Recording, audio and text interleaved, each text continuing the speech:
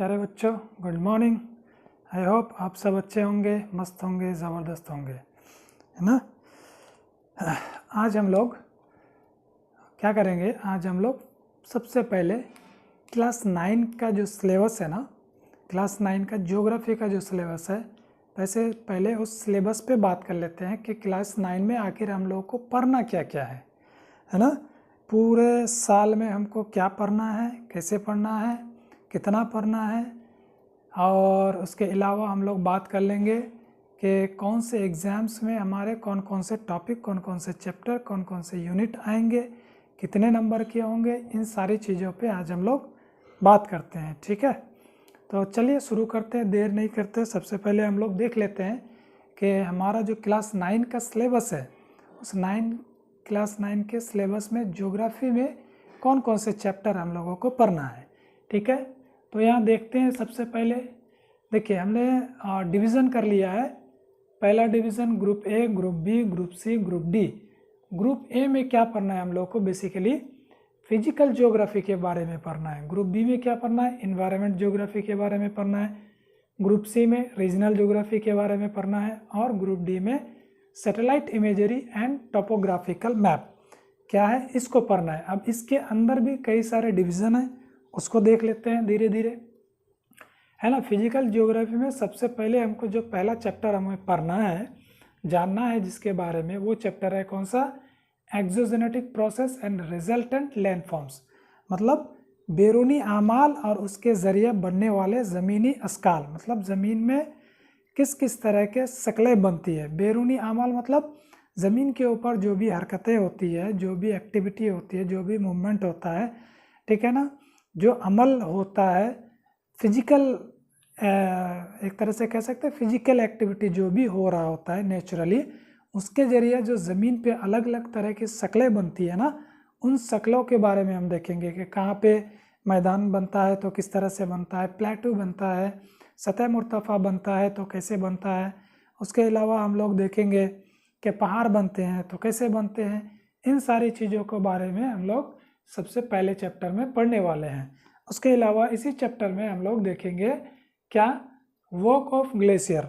Glacier कैसे काम करती है, वॉक ऑफ रिवर के बारे में देखेंगे पहले कि नदियाँ कैसे निकलती है, कहाँ से निकलती है, और नदियों के ज़रिए कौन कौन से ज़मीनी अस्काल बनते हैं, ठीक है। ज़मीन पे किस किस तरह के, जैसे डेल्टा वगैरह बनता है, एस्चुरीज बनते हैं, है ना। तो नदी इसको कैसे बनाती है, इन सब चीज़ों पे हम लोग डिटेल से जानेंगे। उसके बाद ग्लेशियर। ग्लेशियर का काम क्या है?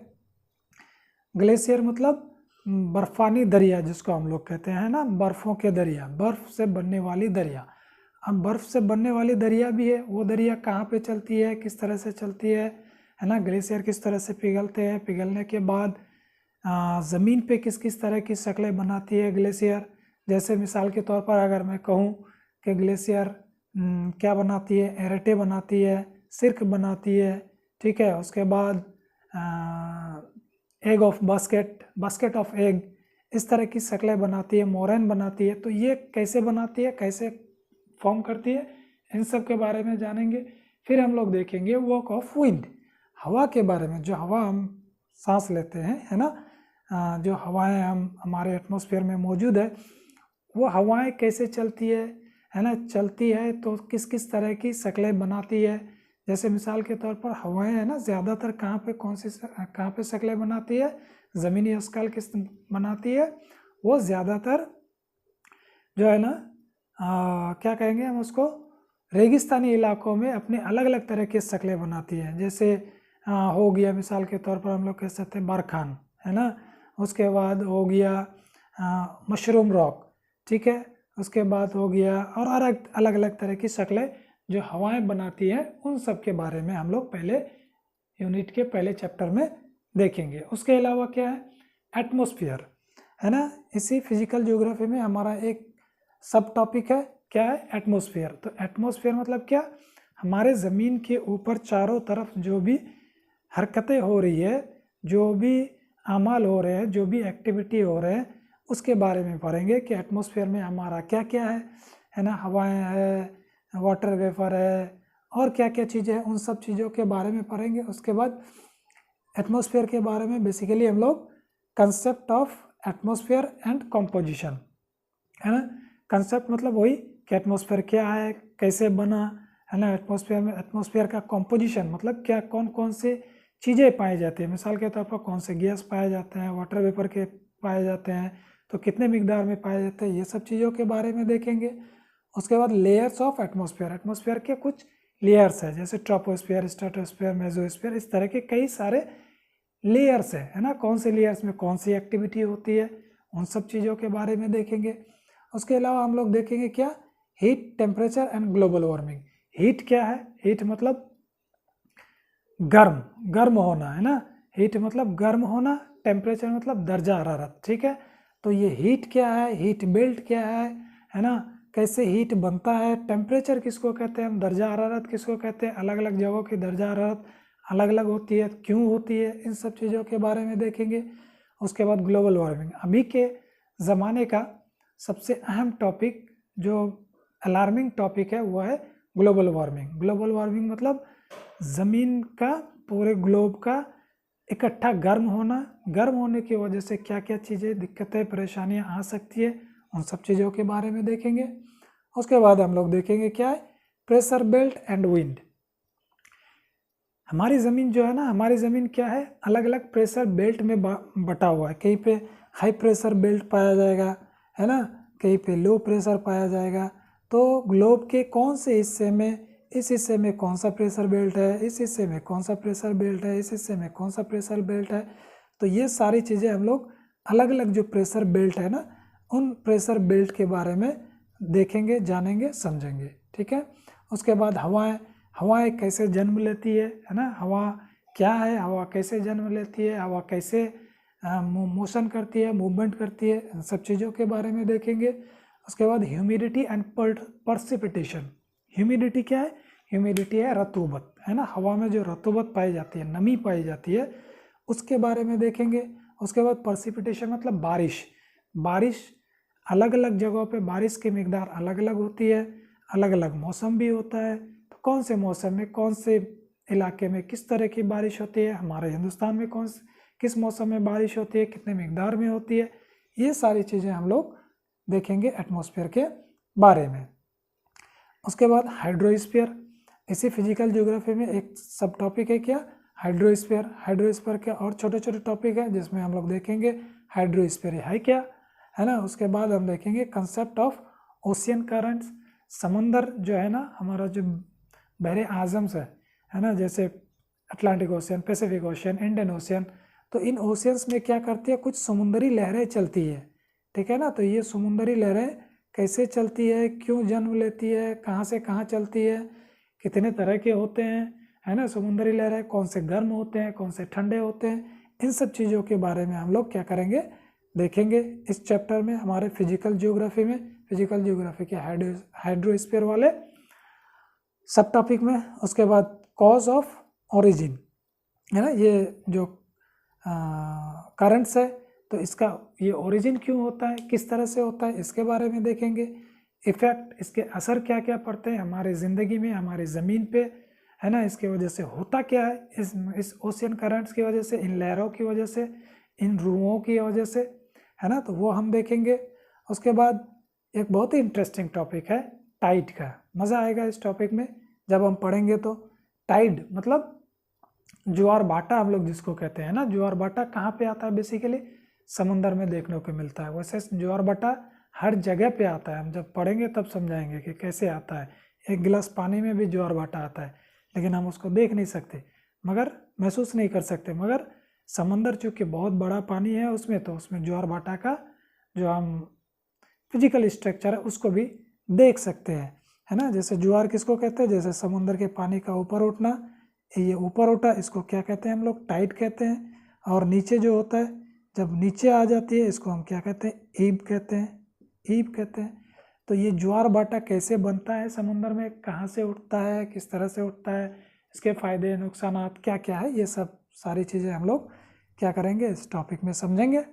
उसके बाद इफेक्ट, वही चीज़ है ना, इफेक्ट, असर, इसके असरात क्या क्या है टाइड के, है ना, अच्छे असरात है, बुरे असरात है, कौन कौन से असरात है, इन सब चीज़ों के बारे में फिर हम लोग देखेंगे। उसके अलावा ग्रुप बी में हमारा क्या है, एनवायरमेंटल ज्योग्राफी है।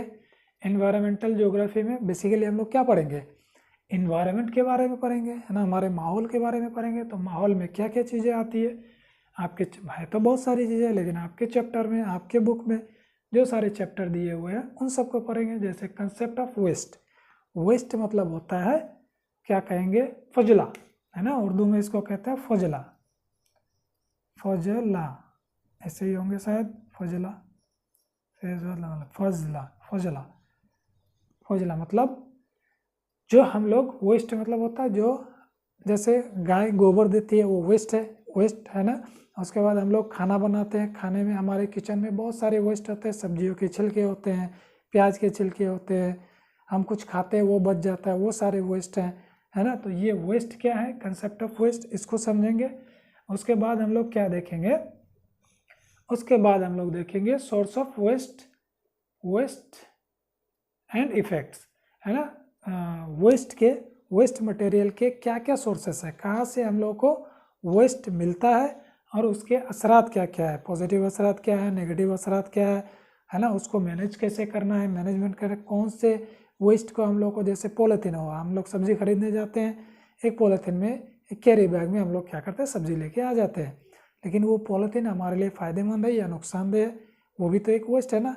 सब्जी ला लिए, घर में रख लिए, उसके बाद हम क्या करेंगे, उसको फेंकेंगे कहीं पे, लेकिन उसका असर, नेगेटिव असर पड़ेगा या पॉजिटिव असर पड़ेगा, या उसको कैसे मैनेज करेंगे, वो सब हम लोग देखेंगे, है ना। उसका इस्तेमाल के बाद उसको कैसे अच्छे से रिसाइकिल किया जाए उसको भी देख सकते हैं। अच्छा, उसके बाद है इम्पोर्टेंस ऑफ वेस्ट मैनेजमेंट, है ना। वेस्ट मैनेजमेंट की एक इम्पोर्टेंस है। जैसे मिसाल के तौर पर मैं कहूँ कि हमने आलू छीला, है ना, आलू छील करके क्या किया, उसका दोबारा इस्तेमाल कर सकते हैं क्या, या नहीं कर सकते हैं, बिल्कुल कर सकते हैं। जैसे हमारे घर में जानवर है, तो जानवर जैसे गाय हो गया, बकरी होगी, वो क्या करती है, वो आलू के छिलके को खा लेती है, तो वो यूज़ हो जाता है ना। तो उस तरह से उसका एक, उसके आलू के छिलके का एक इम्पोर्टेंस है। उसी तरह से जैसे प्याज का छिलका हुआ, प्याज का छिलका कोई खा पाएंगे क्या, नहीं, लेकिन उसको हम लोग क्या कर सकते हैं, एक खाद के तौर पर इस्तेमाल कर सकते हैं। इस तरह कई सारे वेस्ट है जिसके बारे में हम लोग इस चैप्टर में पढ़ेंगे। बहुत ज़्यादा नहीं है, 3-4 टॉपिक ही है, लेकिन मज़ेदार है, ठीक है ना। उसके बाद ग्रुप सी में आ जाता है हमारा रीजनल ज्योग्राफी। ये रीजनल ज्योग्राफी क्या है, इलाकाई ज्योग्राफी जिसको हम लोग कहते हैं ना। बेसिकली रीजनल ज्योग्राफी में हम लोग इंडिया के कंटेक्स्ट में पढ़ेंगे। इंडिया के कंटेक्स्ट में क्या क्या क्या पढ़ेंगे, कि इंडिया जो है हमारा, जो हिंदुस्तान है, प्यारा हिंदुस्तान है ना। इसको हम छोटा करके बनाने की कोशिश करते हैं, देखते हैं, ठीक है। ये जो अपना प्यारा हिंदुस्तान है, तो हाँ, थोड़ा सा टहरा हो गया है ना, ठीक है। ये जो प्यारा हिस्सा हिंदुस्तान है, तो इसका लेटीट्यूड कितना है, इसका लॉन्गिट्यूड कितना है, ये सारी चीज़ें हम देखेंगे। ग्लोब में इसका पोजीशन कहाँ पे है, नॉर्दर्न हेमिस्फीयर में है या सदर्न हेमिस्फीयर में है, कहाँ पे है, उसका एडमिनिस्ट्रेटिव डिवीज़न क्या क्या है। एडमिनिस्ट्रेटिव डिवीज़न मतलब कितने रियासत है ना, कितनी रियासतें हैं। उसके बाद हमारा क्या कह सकते, कितने ज़िले हैं, है ना, हम कौन से रियासत में आते हैं, क्या क्या है, तो इसका रकबा क्या क्या है, हिंदुस्तान के पूरे इसका रकबा क्या कितना है, ठीक है, तो कितने इलाके को लेकर के फैला हुआ है, ठीक है। तो ये सारी चीज़ें हम लोग क्या करेंगे, रीजनल ज्योग्राफी के कंटेक्स्ट, रीजनल ज्योग्राफी में इंडिया के कंटेक्स्ट में पढ़ेंगे, ठीक है। उसके बाद हम लोग देख लेंगे फिजियोग्राफी ऑफ इंडिया। इंडिया का जो कुदरती स्ट्रक्चर है, कुदरती पहचान है, कुदरती लोकेशन है, उसके बारे में हम लोग फिजियोग्राफी में देखेंगे। जो लाइटिंग गिर गई है अपना, ठीक है। चलिए हम इसको ऐसे ही थोड़ा सा देख लेते हैं। हाँ, तो वो देखेंगे। जैसे इस हिस्से में हमारा क्या है, पहाड़ है, ठीक है ना, इस हिस्से में ज़्यादातर प्लेटू है ना, ये पूरा अपना मैदानी इलाका है। तो इसको हम लोग देखेंगे कि कैसे कैसे हिंदुस्तान के कौन से हिस्से में क्या देखी जाती है। वाटर रिसोर्सेस, पानी का जो बहुतान है, पानी, है ना, वाटर रिसोर्सेस मतलब पानी के जो ज़राए हैं, हिंदुस्तान में पानी के ज़राए कहाँ कहाँ से आते हैं। जैसे नदियाँ बहती हैं, कहाँ से कनाल निकलती है ना। तो ये सारी चीज़ें देखेंगे। उसके बाद क्लाइमेट ऑफ इंडिया, इंडिया की आबो हवा किस तरह की है वो हम देखेंगे। आबो हवा में ठंडी आबो हवा, गर्मी ठंडी, है ना, कौन से महीने में कौन ठंडी रहती है, कौन से महीने में गर्मी आती है, ये सारी चीज़ें हम लोग इसमें देखेंगे। उसके बाद सॉइल ऑफ इंडिया, हिंदुस्तान की मिट्टी के बारे में देखेंगे। हिंदुस्तान के अलग अलग हिस्से में कहाँ कहाँ पे कौन कौन से किस तरह की मिट्टी पाई जाती है, मिट्टी की किस्में कितनी है, जैसे लेटेराइट सॉइल, है ना, रेड सॉइल, एलुवियल सॉइल, ये सारे मिट्टी जो है कहाँ पे किस मकदार में पाई जाती है, इन सब चीज़ों को भी हम लोग इसमें देखेंगे। उसके बाद कुदरती नबातात, नेचुरल वेजिटेशन, हिंदुस्तान के कौन से इलाके में, जैसे इस इलाके में हमारा इस पूरा पूर्वोत्तर वाले इलाके में एक, हाँ, तो हम लोग नेचुरल वेजिटेशन के बारे में देखेंगे कि कौन से हिस्से में, ठीक है। तो हम लोग कहाँ पे थे, हाँ, हम लोग देख रहे थे रीजनल ज्योग्राफी को, है ना। तो वही नेचुरल वेजिटेशन कहाँ पे देखने को मिलती है ना, कौन कौन से इलाके में। जैसे इस इलाके में हमारी बहुत घने जंगलात पाए जाते हैं, जैसे अंडमान निकोबार में हमारे बहुत सारे सदाबहार जंगल पाए जाते हैं। तो नेचुरल वेजिटेशन के टाइप देखेंगे, किस तरह के कितने टाइप के होते हैं, है ना, कौन हिंदुस्तान के कौन कौन से हिस्से में ये नेचुरल वेजिटेशन पाए जाते हैं, है ना, तो वो देखेंगे। उसके बाद India and economic environment, agriculture, Hindustan में एग्रीकल्चर का क्या कंसेप्ट है ना, कौन कौन से खेतियाँ यहाँ पे की जाती है वो हम देखेंगे। उसके बाद इंडस्ट्रीज़ इन इंडिया, हिंदुस्तान में कौन कौन से इंडस्ट्रीज पाए जाते हैं, जैसे शुगर कैन की इंडस्ट्रीज़, कॉटन इंडस्ट्रीज़, है ना, और भी पेट्रोकेमिकल इंडस्ट्रीज़, ये सारे इंडस्ट्रीज़ के बारे में हम लोग क्या करेंगे, इसमें देखेंगे। उसके बाद पॉपुलेशन, हिंदुस्तान की आबादी सेंसस के एतबार से, जो रिसेंट सेंसस है, जैसे 2011 वाला हमारा लास्ट सेंसस है ना, तो 2011 के सेंसस के एतबार से हिंदुस्तान में आबादी कितनी है, इनका रेशियो कितना है, मेल फीमेल की रेशियो कितने हैं, ठीक है, हमारा यंग पॉपुलेशन कितना है, ओल्ड एज पॉपुलेशन कितना है, ये सारी चीज़ें हम लोग क्या करेंगे इसमें पॉपुलेशन में देखेंगे। उसके बाद ट्रांसपोर्ट और communication system of India, transport मतलब क्या, ट्रांसपोर्ट मतलब कह सकते हैं एक तरह से जैसे हमारे रोड का, हिंदुस्तान के रोड्स के हालात क्या हैं, ट्रेन के हालात क्या हैं, ट्रेन के हालात क्या क्या हैं, हमारी ट्रेन कितने किलोमीटर तक हमारे रोड्स है, ट्रेन की पटरियाँ कितने किलोमीटर तक बिछी हुई है, ये सारी चीज़ें हम लोग क्या करेंगे इसमें देखेंगे। उसके बाद ग्रुप डी में आ जाता है हमारा लास्ट में satellite imagery and topographical map. Satellite imagery अभी ये हमारे ज़माने में तो ये था नहीं, हमारे सब्जेक्ट में, हमारे चैप्टर में, लेकिन आप लोगों के सब्जेक्ट में ये आया है, बहुत ही इम्पोर्टेंट टॉपिक है ना। सैटेलाइट इमेजरी क्या होता है, जैसे हमारे एटमॉस्फेयर में हम लोग कुछ सैटेलाइट छोड़ते हैं, सैटेलाइट के ज़रिए हम लोग कम्युनिकेशन करते हैं, ठीक है ना, एक जगह का दूसरे जगह, हम ऊपर से कह सकते हैं कि हम अपने ज़मीन को देख सकते हैं कि हमारा ज़मीन का व्यू कैसा है ना, हम कम्युनिकेशन कर सकते हैं। उसके बाद हम लोग क्या करते हैं, टोपोग्राफिकल मैप देखेंगे। ये टोपोग्राफिकल मैप है क्या, है ना, किस तरह से इसको डेवलप करते हैं, क्या काम में आता है टोपोग्राफिकल मैप, इसके बारे में देखेंगे। कंसेप्ट क्या है सैटेलाइट इमेजरी और टोपोग्राफिकल मैप का, कैरेक्टरिस्टिक्स, खुसूसियात क्या क्या है। उसके बाद इसका यूज़ मतलब इस्तेमाल कहाँ पे करते हैं, ये जो सैटेलाइट इमेजरी है और टोपोग्राफिकल मैप है ना, इसको इस्तेमाल में कहाँ लाते हैं, क्यों लाते हैं, क्या ज़रूरी है इसका, इसके बारे में देखेंगे। और आखिर में आपका एक मैप पॉइंटिंग इंडिया के बारे में है, इसके बारे में हम लोग देखेंगे कि हम मैप पॉइंटिंग कैसे बनाते हैं, किस तरह से बनाते हैं, किसी मैप को कैसे पॉइंट कर सकते हैं, है ना, कैसे बना सकते हैं, किसी इलाके को कैसे दिखा सकते हैं, कौन से इलाके में क्या टाइमिंग होगा, कब क्या टाइमिंग होगा, उसको दिखा सकते हैं। तो इस मैप पॉइंटिंग के ज़रिए हम लोग ये सारी चीज़ें देखेंगे। आई होप क्या आप लोगों को ये सब समझ में आया होगा। एक बार और सरसरी तौर पर देख लेते हैं हम लोग।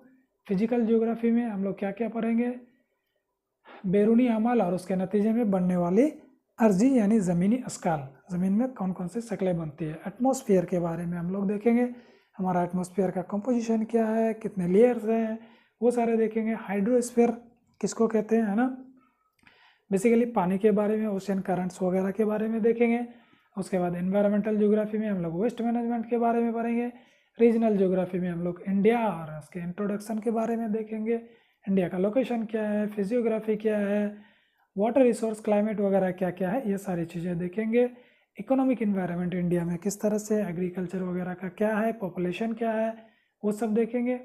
उसके बाद ग्रुप डी में हम लोग satellite imagery and topographical map जो होता है ना, टोपोग्राफिकल मैप, उस मैप के बारे में हम लोग देखेंगे और लास्ट में हम लोग मैप पॉइंटिंग करेंगे। ठीक है, तो आई होप कि इतना समझ में आया होगा। हम लोग क्या करते हैं, मिलते हैं नेक्स्ट क्लास में किसके साथ, हम लोग जो आपका एग्ज़ाम्स है ना, 3 एग्ज़ाम होते हैं, हम देखेंगे आपके एग्ज़ाम्स के बारे में, है ना, किस तरह से हम लोग का मार्क्स डिस्ट्रीब्यूशन एग्ज़ाम में किस तरह से, उसके बारे में हम लोग देखेंगे। ठीक है, आज रखते हैं इतना ही, मिलते हैं फिर नेक्स्ट क्लास में।